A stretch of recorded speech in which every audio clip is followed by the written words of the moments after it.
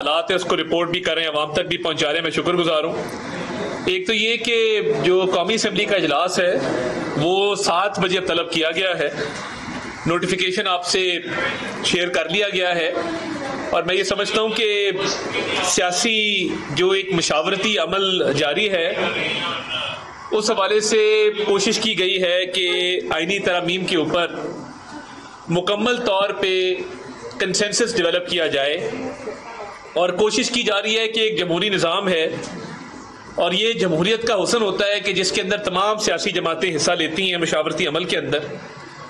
तो आपने देखा कि मौलाना साहब के साथ भी बिलावल साहब की भी मुलाकात हुई, आज बिलावल साहब वज़ीर आज़म साहब को भी मिले और ये मुलाकातों का सिलसिला पिछले 2 रोज से जारी है, आज भी सुबह से जारी है और अभी भी बिलावल साहब की दोबारा वज़ीर आज़म साहब से मुलाकात हो रही है। उससे पहले वो मौलाना के पास भी गए थे। पीटीआई के वफ्द ने अडियाला जेल में बानी चेयरमैन पीटीआई से भी मुलाकात कर ली है। तो देखिए ये नंबर्स पूरे होने के बावजूद और होमवर्क कंप्लीट होने के बावजूद कोशिश की गई कि जो मशावरती अमल है उसको रोका ना जाए और ब्रॉडर कंसेंसस डेवलप किया जाए, क्योंकि आईनी तरमीम जब होती है तो ये हमारा फर्ज है कि तमाम सियासी जमातों को इसके ऊपर ना सिर्फ ऑन बोर्ड किया जाए बल्कि कोशिश की जाए कि एक एक शिक के ऊपर सैर हासिल गुफ्तगू करके उसको किसी मंतकी अंजाम पे पहुंचाया जाए।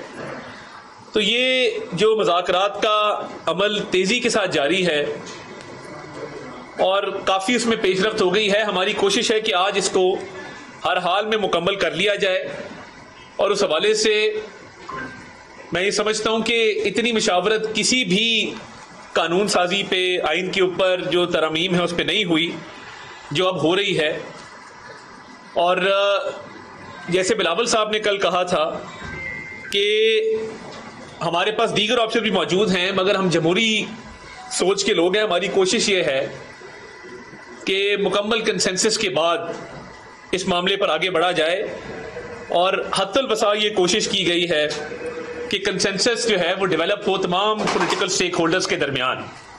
दीगर ऑप्शन मौजूद है अपनी जगह पे और अल्हम्दुलिल्लाह नंबर्स का भी इशू नहीं है, नंबर्स भी अल्हम्दुलिल्लाह पूरे हैं, मगर जो जमहूरी माशरे होते हैं और जमहूरी सोच के जो मालिक लोग होते हैं उनकी कोशिश यही होती है कि मशावरत और कंसेंसस बिल्डिंग में अपना किरदार अदा किया जाए। बड़े इल्जामात लगाए जा रहे थे और मैं उस पर अपनी बात खत्म करूंगा, फिर मैं हनीफ अब्बासी साहब को मौका दूंगा, हमारे सीनियर पार्लियामेंटेरियन है जिस पे बात करेंगे। देखिए खैबर पख्तूनख्वा के सूबे के अंदर आपको पता है कानून तब्दील किया गया, रूल्स को चेंज किया गया कि पुलिस ऑफिसर्स की पोस्टिंग ट्रांसफर पहले आईजी करता था और ये सारी जो पॉलिटिकल वर्किंग हो रही थी इस दौरान ही अली अमीन गंडापुर साहब ने आईजी से वो इख्तियारात लेकर अपने पास रख लिए। मकसद क्या था कि इन्होंने लोग अपने बंद किए हुए थे खैबर पख्तूनख्वा के अंदर और फिर 2 तरह की, पहले तरमीम की ताकि पुलिस को मुलव्विस किया जाए सियासी इंजीनियरिंग के अंदर और पुलिस से सियासी काम लिया जाए। आप लश्कर कशी कर रहे हैं,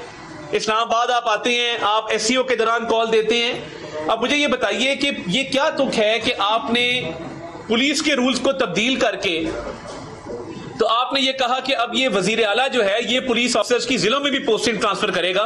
मकसद एक ही था कि सियासी तौर पे लोगों को वहां पे अपने कंट्रोल में करना।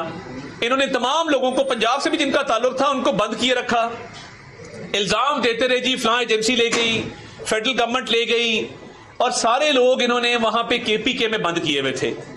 और जो हमने सियासत के अंदर सरकारी वसाइल का इस्तेमाल देखा है कि जिस तरीके से आप सरकारी गाड़ियों पर सरकारी क्रेनें लेकर सरकारी अफसरान को लेकर इस्लामाबाद आते हैं, तो क्या ये जब आप दूसरों पे इल्जाम धरते हैं तो क्या आप अपने गिरेबान में नहीं झांकते कि आपका अपना तर्ज अमल क्या है इसके ऊपर? तो ये तो टोटल प्रोविंशियल गवर्नमेंट को यूज किया गया। अच्छा, फिर धमकियां दी गई कि अगर बानी चेयरमैन पीटीआई से किसी ने गद्दारी की, मुल्क से गद्दारी इनको मैटर नहीं करती, भी इस पर वैसे बात करेंगे, मुल्क से आप गद्दारी करें, आप फ्योदा के मुजस्मों को मसमार कर दें, आप आईएमएफ को लेटर लिख दें, आप एससीओ को साबोटाज करने की कोशिश करें जो अल्लाह के फजल से बहुत कामयाबी से हुई, उस पर कोई इश्यू नहीं है। एक मैसेज जारी कर दिया गया कि बानी चेयरमैन पीटीआई से जो गद्दारी करेगा, जलाओ घेराव करेंगे, उसके घर का, उसके कारोबार का, हर चीज तबाह बर्बाद कर देंगे। तो मैं तो ये समझता हूं कि सबसे पहले मुल्क है, सियासी जमातें, सियासी लीडर उसके बाद हैं। सियासी लीडर की खुशामद में इतना आगे चले जाना, तो ये जो धमकियां दी हैं इस पे भी हमने कहा था कि रिट ऑफ द स्टेट कायम होगी और रहेगी। कोई जलाओ घेराव करेगा, किसी भी एमएनए को उंगली तक लगाएगा, उस पर पर्चे भी होंगे और इबरतनाक अंजाम होगा। ये बिल्कुल क्लैरिटी के साथ है। मगर ये ना कभी आइन को माना ना कानून को माना। अब ये जो इल्जाम तराशियों का सिलसिला है ये इसलिए है कि इनको पता है कि हमारे नंबर पूरे हैं, और इसलिए अब हर बंदा उठ के इल्जाम लगा रहा है कि जी फस्तायत है, लोग उठा लिए गए हैं, फलां हो गया। भाई अगर लोग उठाए गए तो आप 2 दिन से मुशावरत मौलाना के साथ किस तरह कर रहे हैं? लोग आ जा रही है, सियासी गहमा गहमी है। ये सिर्फ इसलिए है कि जब नंबर पूरे हैं और पता है कि ऑप्शंस मौजूद हैं तो ये इल्जाम तराशी की सियासत की जाए और एक सियासी फेस सेविंग की जाए। तो मैं समझता हूं कि नंबर पूरे होने के बावजूद हमारी ख्वाहिश मुशावरत की है, कंसेंसस की है, और कोशिश है कि उसके थ्रू ही इस प्रोसेस को चलाया जाए। मगर ये इल्जाम तराशी नहीं होनी चाहिए। जिस अकाउंट से ये आर्मी चीफ के खिलाफ ट्वीट्स करते हैं उसी अकाउंट से कभी जैक गोल्डस्मिथ को भी कंडेम कर दें, कह दें कि वो जो इजराइल की हिमायत करता है, फलस्तीनियों के खिलाफ बात करता है, वो गलत करता है, वो नहीं करेंगे। मगर वो अकाउंट इस्तेमाल होगा आर्मी चीफ के खिलाफ, मुल्की इदारों के खिलाफ। भाई जो दहशतगर्दी का मुकाबला कर रहे हैं, रोज लाशियां उठा रहे हैं, आप उनके पीछे क्यों पड़े? आप सियासी अमल का हिस्सा बने, आके अपनी बात करें। बादशाह को मैं रिक्वेस्ट करूंगा कि वो इसमें आपने बात कर दी सारी। बिस्मिल्लाहिर्रहमानिर्रहीम। जैसे मिनिस्टर साहब ने बड़ी तफसील के साथ आपके सामने बात रखी है, मैं तो यही कहूंगा एज ए पोलिटिकल वर्कर के इत्तेफाक राय के लिए जो कुछ हो रहा है वो बेहतर हो रहा है। इस मुल्क के लिए बेहतर हो रहा है, कौम के लिए बेहतर हो रहा है। और जो अपने अपने इदारों में बैठ के डिक्टेटर बने हुए थे वो इस कॉन्स्टिट्यूशनल अमेंडमेंट के बाद पूरे लोगों के लिए, आवाम के लिए, ये जो लाखों की तादाद में मुकदमात पेंडिंग पड़े हैं उनकी तरफ ध्यान करना है। ना कि हनीफ अब्बासी का मुकदमा हो, शहबाज शरीफ साहब का मुकदमा हो, या मरियम नवाज का मुकदमा हो, नवाज शरीफ साहब का मुकदमा हो, बिलावल का हो, कि उसको उठाकर तो फिर हमने शह सुर्खियों में अपना नाम कमाना है। ये सूरत हाल इंशाल्लाह ताला बहुत घंटों के अंदर अंदर खत्म होने जा रही है। और जो मौका जिसने मांगा है, जिसने मांगा है उसको दे दिया गया है पॉलिटिकल फोर्सेस को कि वो जाएं, अपने यहाँ जो है हम आहंगी पैदा करें, अपने किसी लीडर से पूछ रहे हैं उससे भी पूछ लें, उसका जवाब जो आना है वो पूरी कौम को पता है। वो ये मैं अभी बता देता हूँ, लेकिन अता साहब अगर इजाजत दें वो यही कहेंगे कि हाँ भी नहीं मैं तो नहीं मानता। जब तक इस मुल्क में इंतशार रहेगा मेरी सियासत रहेगी, जब ये इंतशार खत्म हो जाएगा तो मेरी सियासत कहाँ पे रहेगी। तो मैं सिर्फ 2 नुकात के ऊपर बात करूंगा, और वो नुकात क्या है? देखिए, मैं आपसे गुजारिश ये करना चाहता हूं कि बड़ी हिकमत के साथ नहीं, बड़े मंसूबा साजी के साथ पाकिस्तान के ऊपर हमला किया जा रहा है। और वो मंसूबा साजी क्या है कि पाकिस्तान की इंस्टीट्यूशंस को कमजोर किया जाए, वो पार्लियामेंट हो, इवन अदलिया हो, और इवन फौज हो। और आज देखें, गलती कोई करता है, गाली किसको देते हैं आप? बड़ी बात की मिनिस्टर साहब ने जबरदस्त कि देखें ना, आपने गोल्डस्मिथ को तो कभी बुरा भला नहीं कहा। आपने इजराइल के खिलाफ इसी फोरम पे खड़े होकर मैंने कहा था कोई एक स्टेटमेंट बानी पीटीआई दे दे तो मैं कहूंगा हाँ भाई इसने अपना हक अदा कर दिया। ऑल पार्टीज कॉन्फ्रेंस में जो फलस्तीन के मौके पे बुलाई गई, सब जमातें उसमें शरीक हुई, ये लोग शरीक नहीं हुए। और अब आप पूरे सोशल मीडिया के अंदर जो बाहर बैठी झूठ की फैक्ट्री है वो करती क्या है? बात कोई करता है, स्टूडेंट कोई बात करता है तो उसके पीछे लग जाते हैं, उसको उभार कर कहते किसको है जनाब? कोई खातून जो है 4 घंटे शॉपिंग में, अगर कई शॉपिंग मॉल के अंदर सिग्नल नहीं आ रहे होते, वहां चली जाती है तो कहते हैं उठा लिया गया। फिर कहते हैं कि 12 साल के बच्चे के सीने के ऊपर पता नहीं, ऐसी ऐसी कहानियां घटती हैं। यहां उम्र कैद मिल गई, यहां नवाज शरीफ साहब के सामने उनकी बेटी को गिरफ्तार कर लिया गया। शहबाज शरीफ हमजा सबसे ज्यादा कैद काटने वाला शख्स था, 3 साल तक वो कैद में रहा, किसी ने उफ तक नहीं की। 3 जेलों में डाला गया, 6x6 में डाला गया, किसी की चीखें नहीं। क्या हमारे बच्चों को नहीं उठाया गया? हमारे बच्चों के खिलाफ इंक्वायरी नहीं हुई, उनको पाबंद सलासल नहीं किया गया, FIR नहीं हुई? क्या हमारे बच्चे जेलों के बाहर जाकर खड़े नहीं होते थे? सबके बच्चे। और शुअल क्या होता था बानी पीटीआई का? इसको पकड़ लो, इसको मार दो, इसकी अगर नहीं बात आता तो इसकी गाड़ी में हीरोइन डाल दो। कहने से मुराद ये है कि आज एक जो खतरनाक खेल खेल रहा जा रहा है उसको मैंने और आपने सब ने मिलकर नाकाम करना है, उसको कामयाब नहीं होने देना। याद रखिएगा, ये जो माओ के बेटे शहीद हो रहे हैं सरहदों के ऊपर, ये किसी की याद में नहीं, ये इस मुल्क के लिए होते हैं, आपके लिए और मेरे लिए होते हैं। वो जो 6 माह की बच्ची ताबूत के साथ लिपट के रो रही होती है, या 2 साल पहले शादी होने वाली बेवा जो है वो ताबूत के साथ रो रही होती है, जो माँ अपने लख्ते जिगर का ताबूत कबूल, ये उन पे मजाक करते हैं, उन पे मीम्स बनाते हैं, उनकी फैमिलीज का मजाक उड़ाते हैं। तो यहां से अंदाजा लगा लें कि ये खेल क्या खेला जा रहा है। आज अगर मेरा इक़्तिदार नहीं है तो मुझे पख्तूनिस्तान चाहिए, मेरा इक़्तिदार नहीं है तो मुझे बलोचिस्तान नहीं चाहिए, मुझे आजाद बलोचिस्तान चाहिए। ये जो सूरत हाल है, इस इवन कि पंजाबी के अंदर कोई होगा अगर वो ये बात करेगा, सिंधी के अंदर कोई होगा वो ये बात करेगा, नहीं, इस मुल्क को इंशाअल्लाह ताला कायम और दायम रहना है, इंटैक्ट रहना है, सारी इकाइयों ने इकट्ठे रहना है।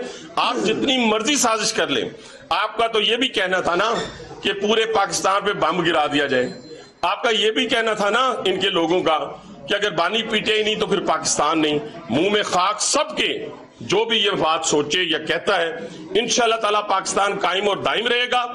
लेकिन ये जो खेल खेला जा रहा है बैरूनी अकाओं के कहने के ऊपर, इसको इंशाल्लाह हमारे शोहदा अपने खून से और हम अपने सीनों पे गोलियां खाकर जो है वो कबूल करेंगे।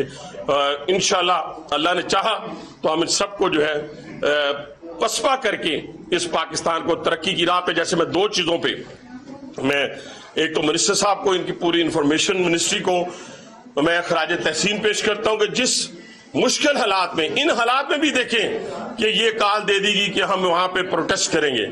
आपको पता ही है कि जितने लोग आए हुए थे उनकी पहली एडवांस टीमें यहां पहुंची हुई थी। क्या उन्होंने ये नोट नहीं किया होगा? क्या उन्होंने ये अपने मुल्कों के अंदर ये पैगाम नहीं दिया होगा कि यहां ये होने जा रहा है?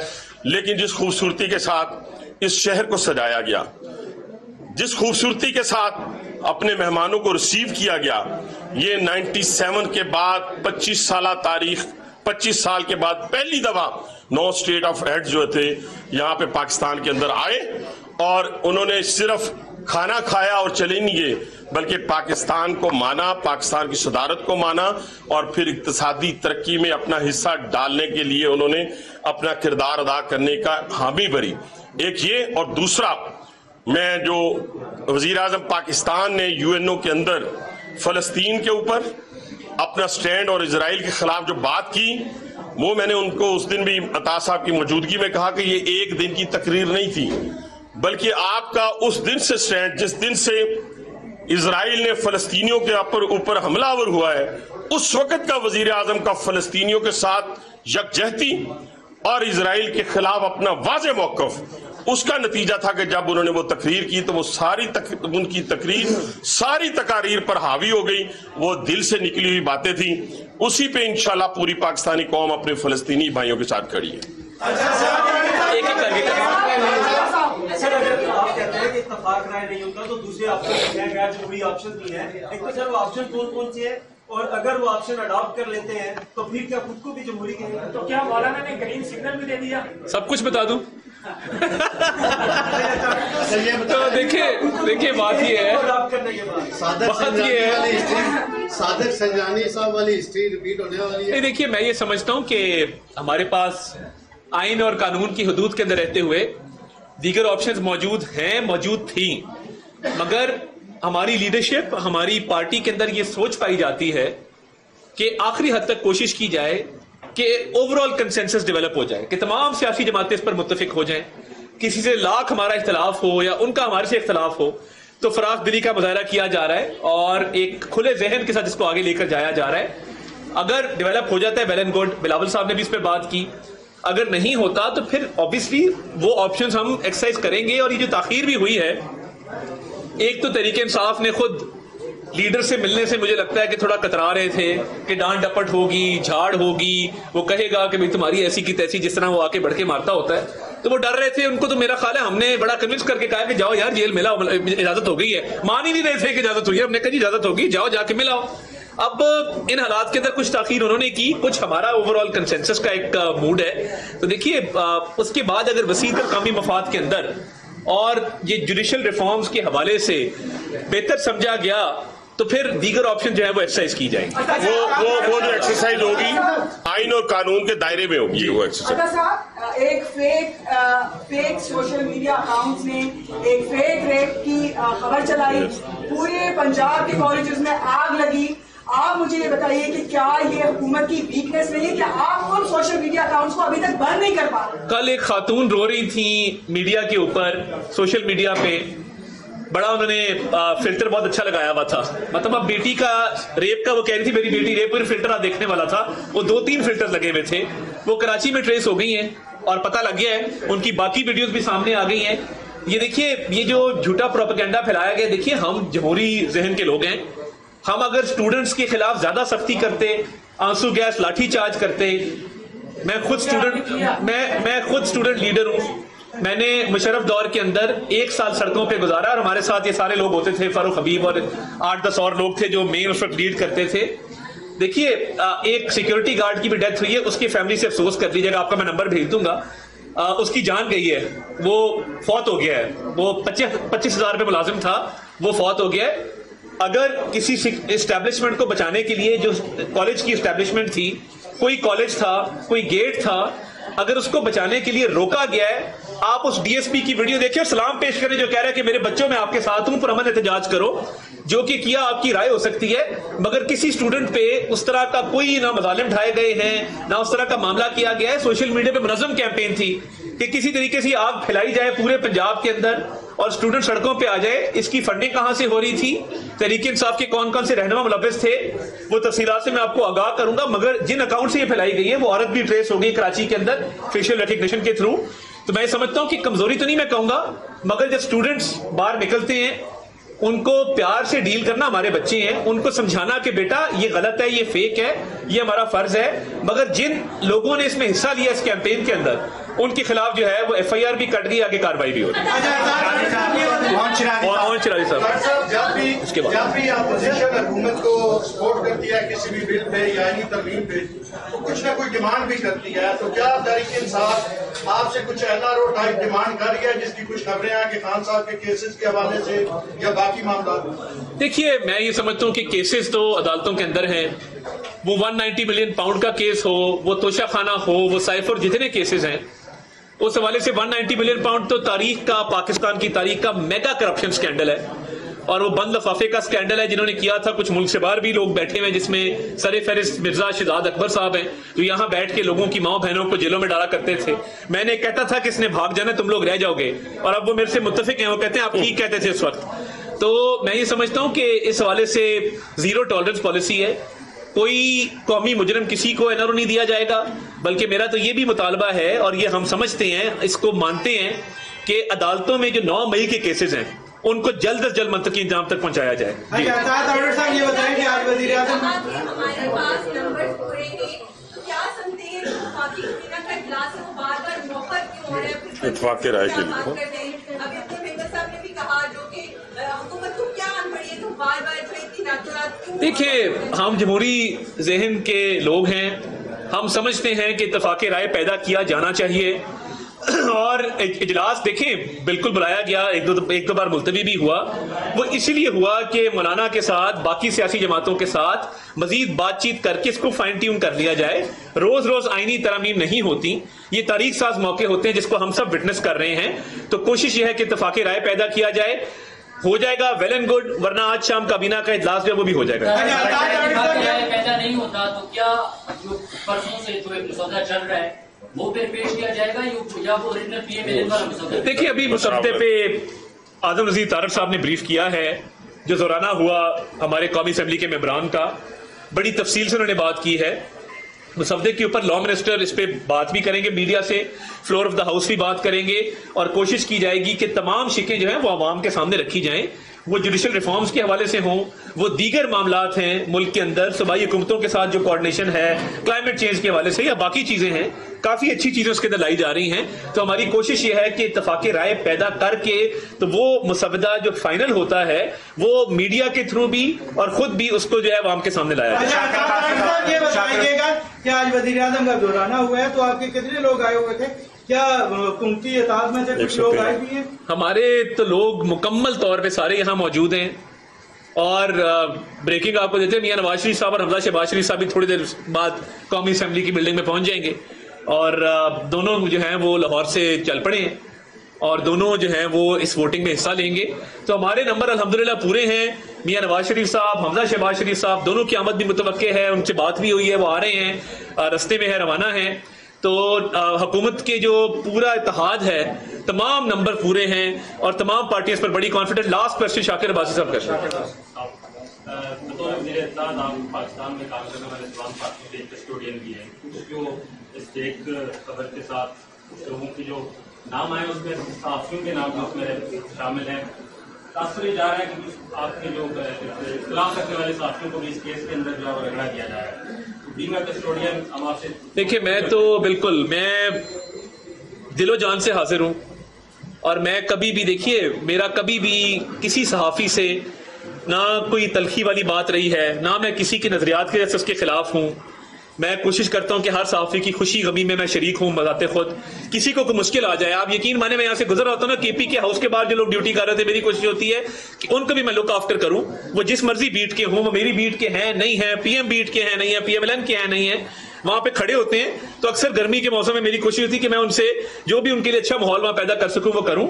इसमें अगर आप समझते हैं कि कुछ ऐसे लोग मौजूद हैं कि जिन्होंने इसमें कोई हिस्सा नहीं डाला और वो उसमें इम्प्लीकेट हो गए हैं, आप मुझे बताइए, मैं उनके लिए आवाज भी उठाऊंगा, भरपूर किरदार भी अदा करूंगा और मैं आजादी सहाफत के लिए, अपने साफी भाइयों के लिए मैं हर वक्त 24 घंटे हाजिर हूं। आप मुझे तफसीलात फराहम करने का बहुत शुक्रिया। Thank you. ख्वाजा आसिफ साहब बात करेंगे 4:15। Thank you sir.